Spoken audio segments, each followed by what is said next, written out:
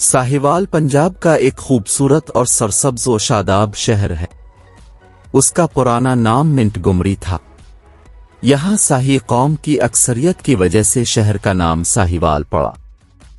साहिवाल की नीली बार की गाय दुनिया भर में मशहूर है। साहिवाल एक पुरअमन शहर है। जोगी चौक शहर का इंतहाई मसरूफ हिस्सा है। अंग्रेजों के जमाने से पहले भी उसका नाम साहिवाल ही था। अंग्रेजों ने तब्दील करके मिंटगुमरी रखा था, जिसे बाद में फिर साहिवाल कर दिया गया था, क्योंकि अंग्रेजों की यहाँ की एक कौम शाही उससे अच्छी ना बनती थी।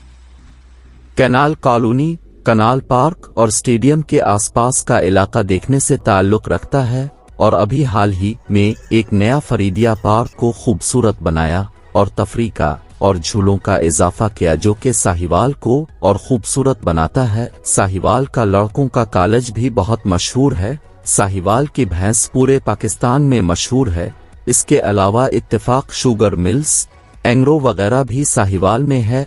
साहिवाल रेलवे स्टेशन का प्लेटफॉर्म भी काफी बड़ा है। साहिवाल की सेंट्रल जेल भी तारीखी लिहाज से बहुत अहमियत की हामिल है। इस जेल में कैद रहने वालों में जुल्फिकार अली भुट्टो, जवाहरलाल नेहरू, फैज अहमद फैज और दीगर कई मशहूर शख्सियात भी यहाँ कैद रहीं।